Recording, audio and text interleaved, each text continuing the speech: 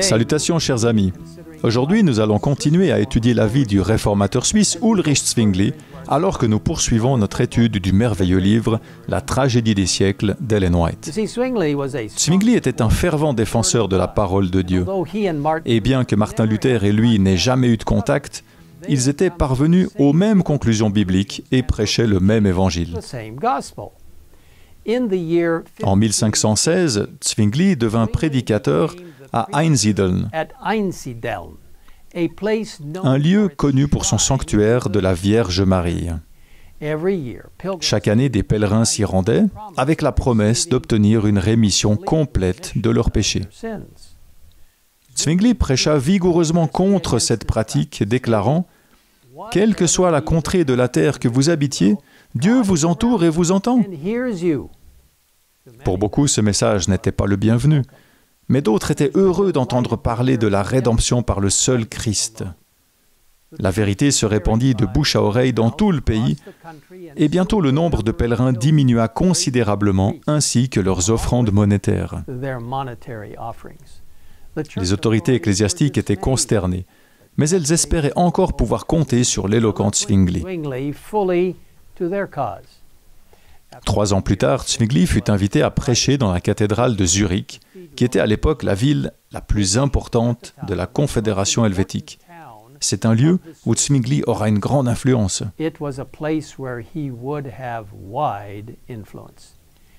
Il commença son ministère en ouvrant les évangiles, en lisant et en expliquant la vie, les enseignements et la mort du Christ.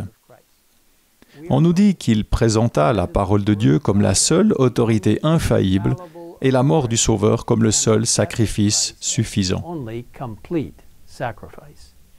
De nombreuses personnes de toute classe sociale affluaient pour l'écouter, mais les moines commencèrent à entraver son travail et à condamner ses enseignements. Alors que les enseignements de Luther progressaient en Allemagne et au-delà, et ceux de Zwingli en Suisse, la vente d'indulgences était encouragée par Rome. Chaque péché avait son prix, et l'on donnait aux acheteurs toute liberté de se livrer au crime, pourvu que le coffre-fort de Rome restât bien garni. Les deux mouvements suivaient une marche parallèle. Rome offrait le pardon à prix d'argent et les réformateurs le pardon par Jésus-Christ. Zwingli prêcha avec zèle contre la vente et des indulgences, et les frères qui tentaient de les vendre durent bientôt quitter la Suisse. Tel fut l'effet de la prédication de Zwingli. En 1519, une terrible peste, connue sous le nom de la Grande Mort, se répandit en Europe, y compris en Suisse. Zwingli tomba gravement malade, mais le Seigneur le guérit, et il put recommencer à prêcher avec ferveur. Il continua à étudier la parole de Dieu, et parvenu à une plus grande intelligence de la vérité, Zwingli en éprouvait davantage la puissance transformatrice. La chute de l'homme et le plan de la rédemption étaient ses sujets favoris. Il déclarait positivement que la grâce de Dieu ne nous donne pas la liberté de vivre dans le péché. Partout où l'on croit en Dieu, Dieu est. Et là où Dieu se trouve, il y a un zèle qui pousse aux bonnes œuvres.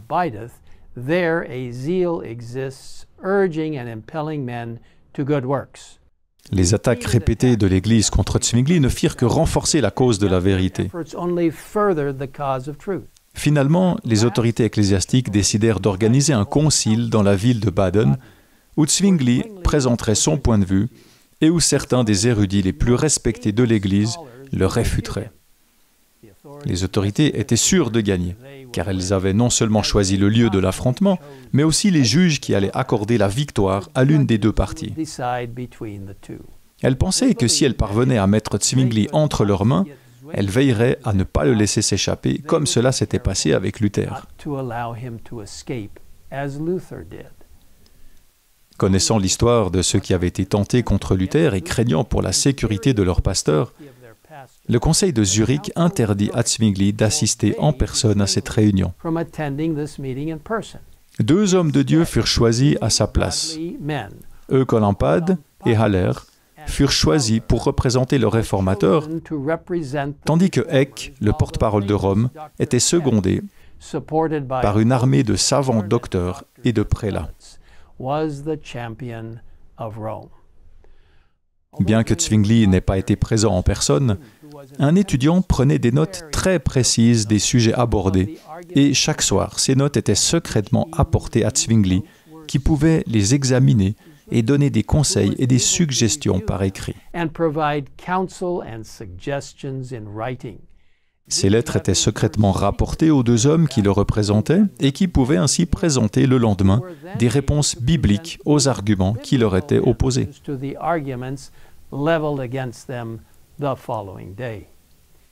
Dans la tragédie des siècles, la scène de la rencontre est décrite très clairement. Eck monta fièrement dans une chaire magnifiquement décorée, tandis que l'humble Oecolampade, chétivement vêtu, prenait sa place en face de son superbe adversaire sur un tréteau grossièrement travaillé.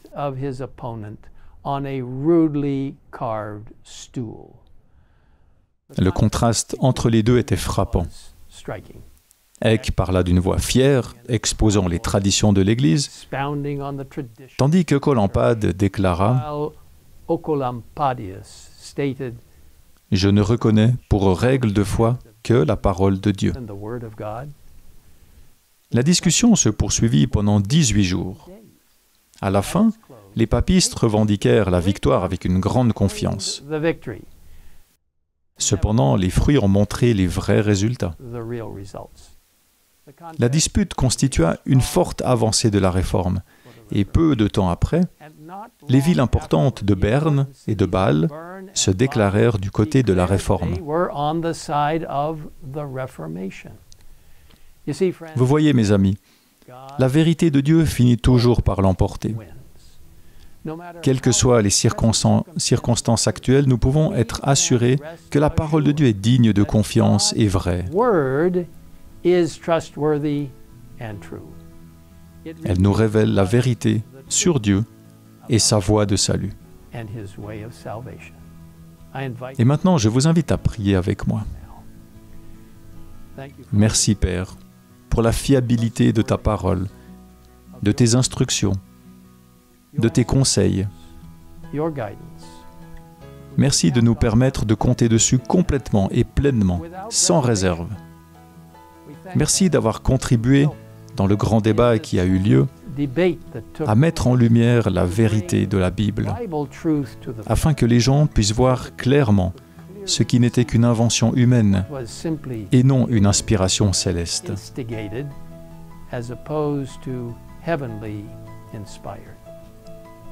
Aide-nous à lire ta parole, à la méditer, à la partager et à la proclamer par le biais de la puissance du Saint-Esprit, comme l'ont fait les réformateurs.